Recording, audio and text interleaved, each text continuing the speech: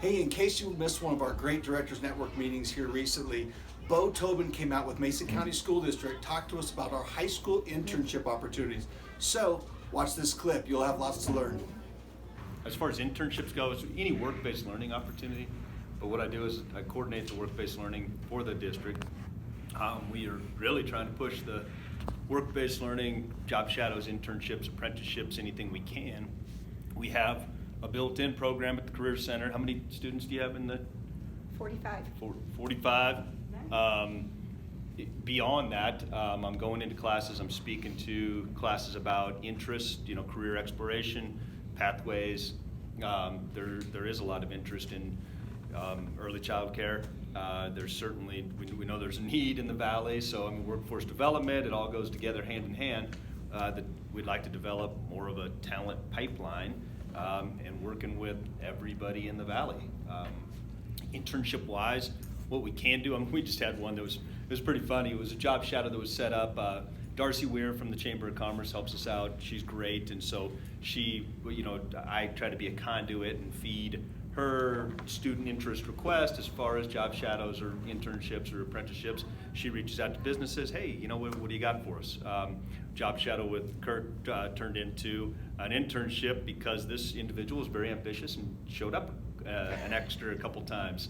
But good news is, she's great. And from my program, she's got her stackable credentials. So she has her certifications in CPR, first aid, Yep.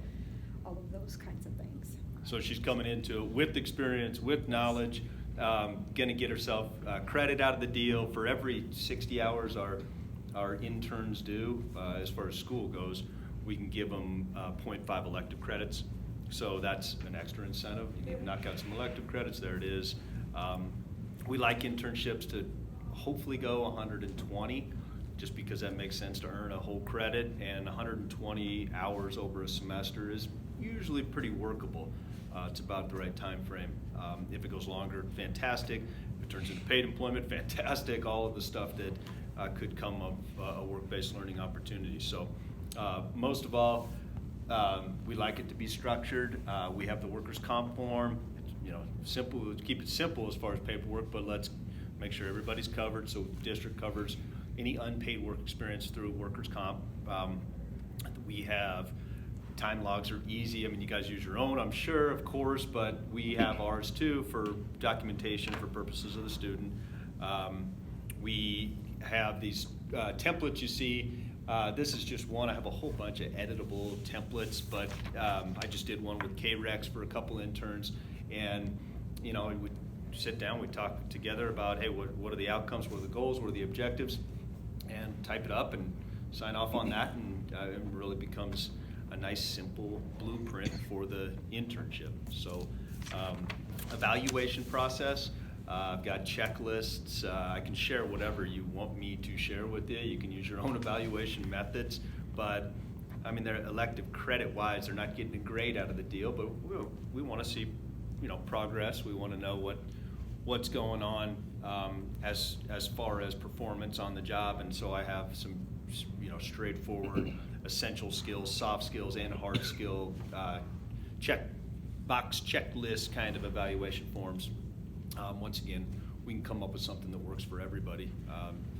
We want to make it, we don't want to make extra work for anybody, but we want to obviously have a system in place to know that it's working, right? That students performing at the level that you want them to perform at. If we're working, directly with the program, obviously Deb's program, I'm just going to have built-in instruction, and so the feedback, and hey, this is what my student already has done, or this is what my student knows, this is what we would love to see them apply, hands-on learning, all that kind of feedback is important. So communication is very critical in order to really get this going, make it effective, make it efficient, streamline it all.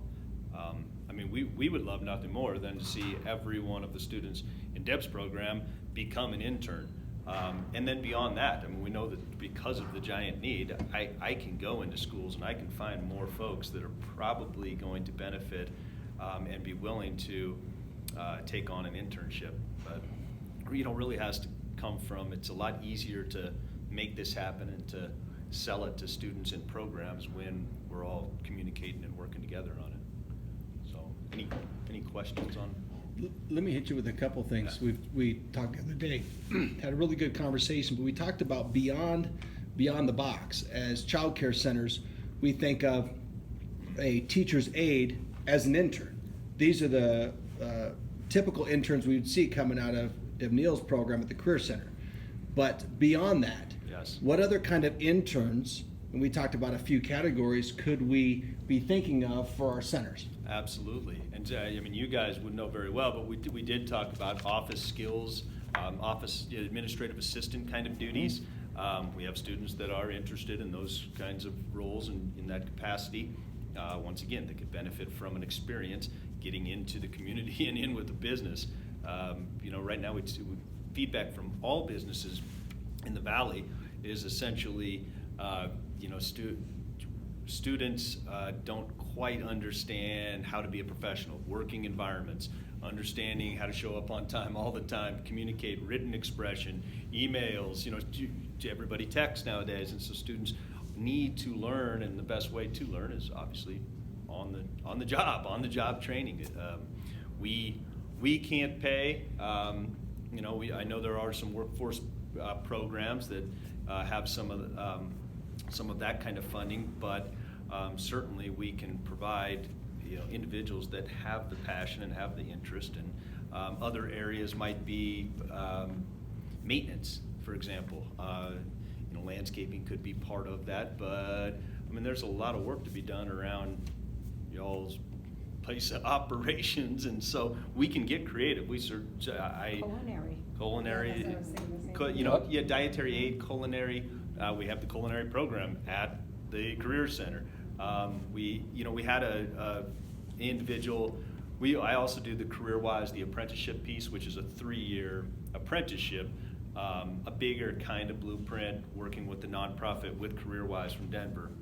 And I gladly sit down and explain more about that with anybody. But that's more of a you're talking about a 3-year commitment with some responsibility on the business's part to pony up some extra incentive, and some of that is money. And so, anyways, we did have an apprentice from the culinary program that went out to do dietary aid with Family Health West. It wasn't quite what the model was supposed to look like, but she is still working for Family Health West. And the reason I bring that up is, it's a job that needed to be done, and she had culinary experience, and she's getting, she's working. They love her. She loves the experience. So yeah, I mean, any kind of capacity that's going to benefit the business, it's got to be reciprocal. It's going to benefit the student, and hopefully, we start carving out some employees in this valley and keep the talent at home and build the talent and create a natural pipeline. That's the hope. In the internship program, I'd love to see something that's sustainable. Love to see something that's has some longevity, and it's going to make an immediate impact with just that that help, that on the job training and experience, with support inside of the school system, and then as they exit, those individuals exit the high school program, if they are blending WCCC or CMU with the job, I mean, it's all right here in the Valley, and we have concurrent enrollment options for students, so we can, if they're staying in the school system, they get some college credit through concurrent enrollments. There's a lot of things that we can combine for ultimately, I'm speaking on to you guys as businesses, but on behalf of the students of District 51, to get them more experience, more opportunity. So you've got preschool assistant, office assistant, maintenance, landscaping, and in that front office, think of all the templates, and think of rebuilding your letterhead, or rebuilding templates out to parents, or building surveys for you if you're having to do surveys, or IT sign-up sheets, IT, is marketing, working on your online presence, on just focusing on your Facebook page and reaching out to parents and building reviews. Someone focused that maybe, because a lot of them will come in maybe a couple hours a day. maybe 5 days a week, maybe 3, maybe 4.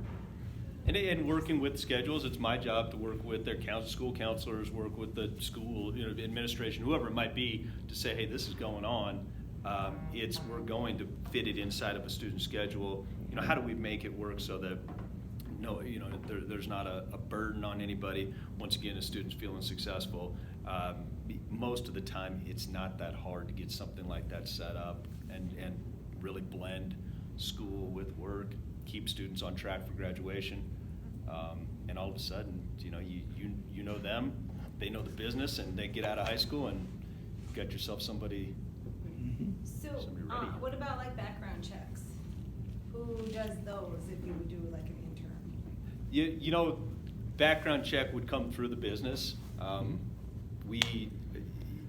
I haven't had an experience yet where the district would pay for the background checks. 2 ways you could look at that. But- If they are doing front office only and they don't have contact with kids, then you wouldn't need a background check. The background check is simply those working with kids. Your cook does because they're interacting with kids. But, again, think about 60 hours. Think about the $82.50 you're going to spend on a background check, right?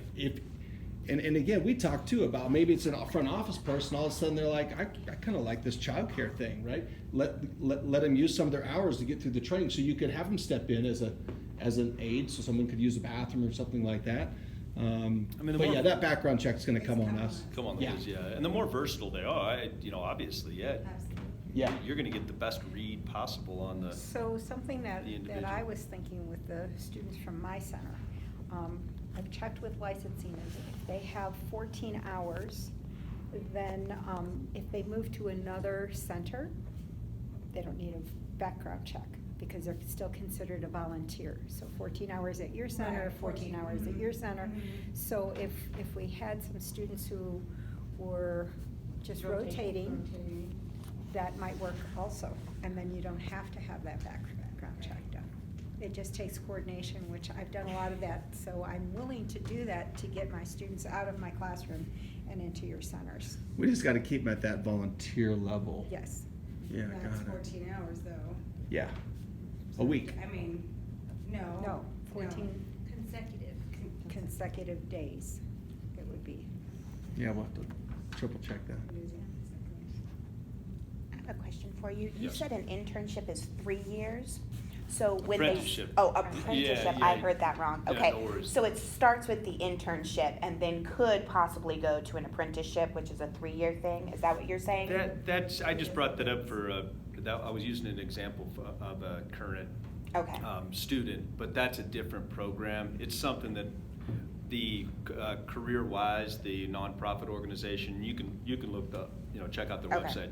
But they are exploring over on the Front Range, exploring the early child care avenue, career pathway, as part of their blueprint. And we are partnered with them, the district's partnered with CareerWise, so that could be coming soon. That'd be Okay. nice if they were able to. Well, that's And awesome. You just, once you get them in there and you get to know them, then you don't know where they're gonna fit in at, but. And identifying strengths, I mean, it's, everything should be strength-based, and we talk about it, that with the variety of students. I come from a background of special education, and I mean, certainly individuals with autism are repetitive by nature, love structure, love to do jobs that we may say, well, no, thank you to, but I mean, that's a strength, and it's wonderful. And it's their strength. Yeah, and they, And when the teachers are saying, thank you so much. Right. This helped us And I so knew much. what feels Jamie's so strengths good to were. identify My strengths. first- It's you've taken some it's of my all students pretty for longer than- straightforward. but- Yeah, I find that my high school age interns, we probably hire, depends, but between 60 and 80% have a job either part-time or that works into full-time after. And the nice thing is you get to interview them. You get to screen them. You get to decide, is this someone that I feel like if I invest time and energy and money into, that may be able to work as a good fit? Yeah, for sure. And they can always return back to my program. Yeah. And it would be no hardship for them or for you Mhm. if it's not a good fit, because they're already enrolled in my program and my program just continues. And we find a different niche within the childcare setting. Bo, how do interested partnerships get a hold of you? My contact information, I'll hand out business cards. You know, Bo, are you filming this? Am I Yeah. supposed to say it? Awesome. Bo.Tobin at d51schools.org. 720-998-6286 is my cell phone number. Best number to reach me at, because I'm not in the office a whole bunch. Yeah, you get a hold of me, and I will do whatever I can to hustle and make this work, get this relationship going. And I mean, we want to build it up. School district is really encouraging the work-based learning experience, and of course the community has the need, and workforce development is what it's all about. So yeah, no problem.